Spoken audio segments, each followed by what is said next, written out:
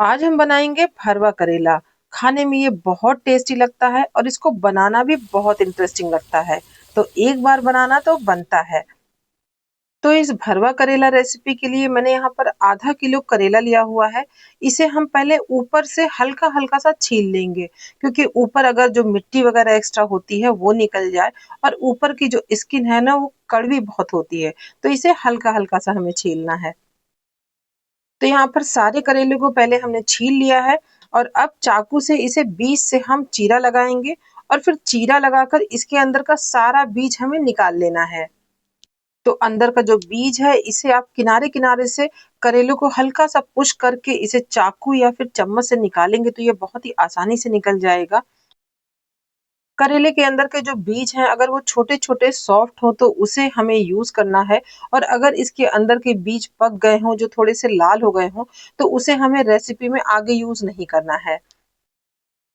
तो इसी तरीके से पहले मैंने सारे बीज को करेले के निकाल लिया है। और अब यहाँ पर एक करेले में ये थोड़े से पके हुए बीज थे, इसे मैं फेंक दूंगी। और ये जो व्हाइट वाले बीज हैं, इनका हम इस्तेमाल करेंगे। और करेले के अंदर का सारा बीज हमने निकाल लिया है। और अब एक बोल लिया है मैंने, इसमें सारे करेले को डालकर एक बार पानी से अच्छे से वॉश कर लेना है। तो अब इन करेलों को अच्छे से 1 से 2 बार पानी से वॉश कर लेंगे। और इधर दूसरी तरफ मैंने कढ़ाई में आधा कढ़ाई लगभग पानी रख दिया है, या इसमें लगभग 2 से ढाई ग्लास पानी है। मैंने इसे गर्म होने के लिए रख दिया है। इसमें 1 छोटा चम्मच मैंने नमक, आधा छोटा चम्मच हल्दी पाउडर डाला है। और अब सारे धुले हुए करेलों को इसमें हम ट्रांसफर कर देंगे। और फिर सब कुछ अच्छे से मिक्स करके इसे कवर कर देंगे और मीडियम फ्लेम पर इसे कम से कम 12 से 15 मिनट के लिए उबलने देंगे। इधर जो करेले का जो बीज है, इसे मैंने पानी से वॉश कर लिया है। और अब इसे एक स्ट्रेनर में लेकर मैंने छान लिया, ताकि सारा पानी निकल जाए। और फिर इसे छोटे छोटे टुकड़ों में हम चॉप कर लेंगे।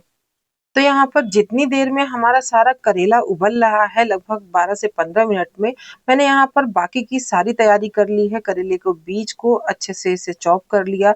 2 मीडियम साइज का प्याज लिया हुआ है, इसे भी बहुत ही फाइनली हम चॉप करेंगे। तो यहाँ पर प्याज को मैंने लंबा-लंबा स्लाइस किया हुआ था, पतला-पतला।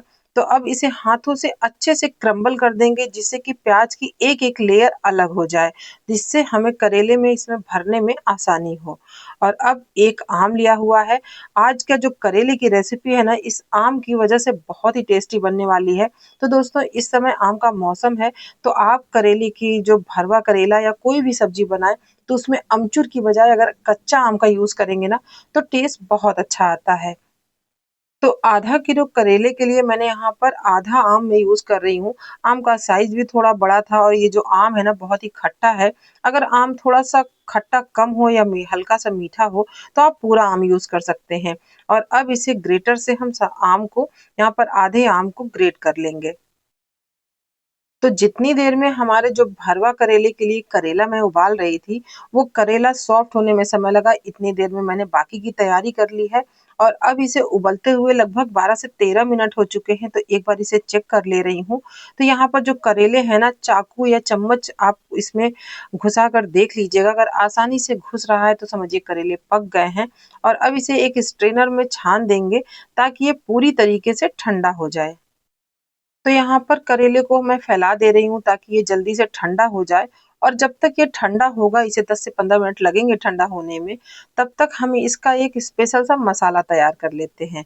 तो भरवा करेले के मसाले में आप थोड़ा ध्यान दीजिएगा।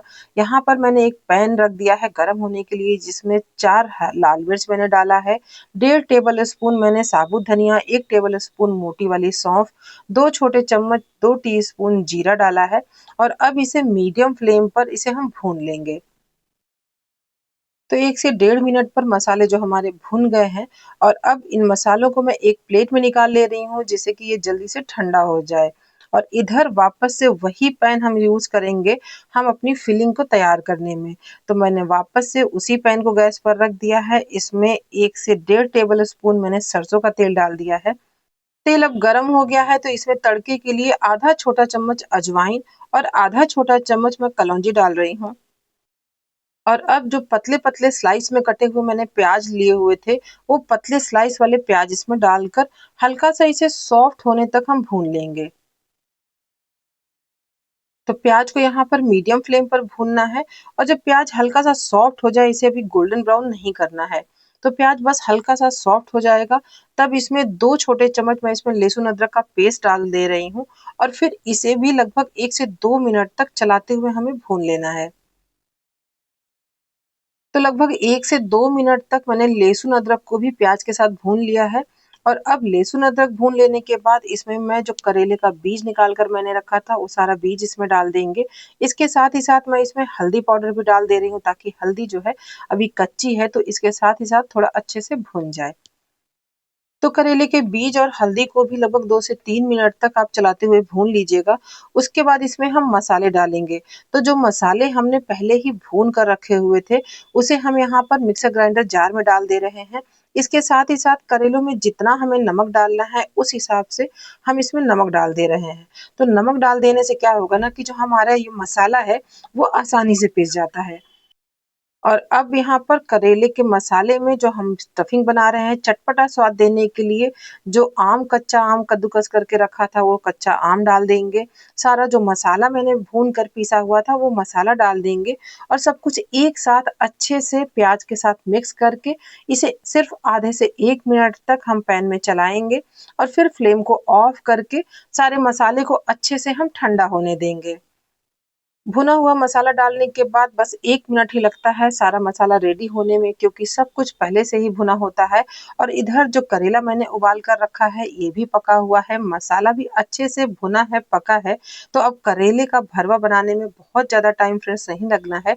तो सारे करेले में हम इस तरीके से, जैसा स्क्रीन पर दिखा रहे हैं, अच्छे से ये सारे मसाले भर दीजिएगा। बस ध्यान ये रखना है कि ये जो करेला है और ये जो मसाला आपने बनाया है, सब कुछ अच्छे से ठंडा होना चाहिए, नहीं तो जब आप फिलिंग करेंगे ना, तो उसमें टूटने का डर रहेगा। सारे मसाले मैंने भर लिए हैं सारे करेलों में और अब ये मसाला फ्राई करते समय निकल ना जाए, इसके लिए मैं यहाँ पर धागा बांध दे रही हूँ। इससे करेले को फ्राई करने में बहुत ही आसानी रहती है और मसाले इसके अंदर ही बने रहते हैं। तो इस तरीके से सारे करेलों में मैंने धागा लपेट लिया है और अब चलिए इसे बनाने की तरफ चलते हैं। तो करेले का भरवा बनाने के लिए यहाँ पर 2 तरीका है। आप इसे चाहो तो आप इसे डीप फ्राई भी कर सकते हैं। उससे जो भरवा है थोड़ा टेस्टी तो और लगता है, लेकिन थोड़ा हेल्थ की वजह से मैं ऑयल कम यूज़ करना चाहती हूँ। मैं तो इसे यहाँ पर शैलो फ्राई कर रही हूँ। तो शैलो फ्राई करने के लिए आप एक छिछला पैन ले लीजिएगा, उसमें 1 टेबल स्पून ऑयल डालकर सारे करेले डालकर मीडियम फ्लेम पर इसे कवर करके एक साइड इसे गोल्डन होने तक पकाइए और फिर इसे कवर हटाकर इसे पलट दीजिए और इसी प्रोसेस को आप लगभग 3 से 4 बार इसे चारों तरफ कवर कर करके पकाएंगे, तो अच्छे से करेले आपके चारों तरफ से गोल्डन हो जाएंगे और बहुत ज़्यादा ऑयल भी नहीं एब्जॉर्ब होगा। तो आप देख सकते हैं यहाँ पर लगभग 3 से 4 बार मैंने इसे चारों तरफ से इसे पकाया था और ये कितने अच्छे से गोल्डन कलर हो गया है। और बस फ्लेम को ऑफ करके इसे प्लेट में निकाल लीजिए और जो धागे को हमने लपेटा था, वो सारा धागा इसी तरीके से निकाल लीजिए और इस करेले को आप पराठे से, रोटी से, चावल से, फ्रेंड्स किसी चीज़ के साथ एंजॉय कीजिए, बहुत टेस्टी लगता है।